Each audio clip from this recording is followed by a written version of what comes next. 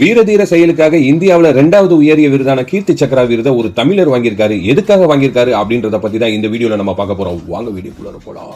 தமிழ்நாட்டில் தேனி மாவட்டத்தை சேர்ந்த ராணுவ வீரரான மீனாட்சி சுந்தரம் அவர்கள் 34 ராஷ்டிரிய ரைபிள் என்ற பிரிவில் சில ஆண்டுகளாக பணியாற்றிட்டு வராரு. அந்த 2024 டிசம்பர் 19th ஜம்மு காஷ்மீர்ல குல்காம் மாவட்டத்தில் தீவிரவாதிகள் உள்ள நுழைஞ்சிட்டதா ராணுவ அதிகாரிகளுக்கு ஒரு தகவல் கிடைச்சிருக்கு. அந்த இடத்துக்கு ராணுவ அதிகாரிகள் 34 ராஷ்டிரிய ரைபிள் ராணுவ படை அனுப்பிச்சு அந்த தீவிரவாதிகளை சுத்தி வளைச்சிருக்காங்க. அப்போ ராணுவ வீரர்களுக்கும் தீவிரவாதிகளுக்கும் இடையே மாறி மாறி துப்பாக்கி சூடு நடந்துச்சு. அதுல சில ராணுவ வீரர்கள் மரணம் அடைஞ்சாங்க. சில ராணுவ வீரர்கள் கால்ல நெஞ்சில வயிற்றுலன்னு அடிபட்டு உயிருக்கும் போராடிட்டு இருந்தாங்க. அடிபட்ட ராணுவ வீரர்ல ஒருவர் தான் மீனாட்சி சுந்தரம் அவர்கள். அவருக்கு கடவாய் பகுதியிலும் ஷோல்டரிலும் 2 குண்டுகள் பாய்ந்திருந்தது. அந்த நிலையிலும் தாய்நாட்டிற்காகவும் இந்திய நாட்டு மக்களுக்காகவும் தீவிரவாதிகளிடம் போராடி தீவிரவாதிகள் 5 பேரை கொண்டிருக்காரு. வீரதீர செயலுக்காக கடந்த 8ஆம் தேதி குடியரசுத் தலைவரிடம் இருந்து கீர்த்தி சக்ரா விருதினை வாங்கி தமிழ்நாட்டுக்கு பெருமை சேர்த்திருக்காரு. வீடியோ பிடிச்சிருந்துச்சுன்னா மறக்காம ஒரு லைக் பட்டனை தட்டி விட்டுருங்க. இந்த மாதிரியான சூப்பரான சினிமா செய்திகளை தெரிஞ்சுக்க நம்ம சேனலை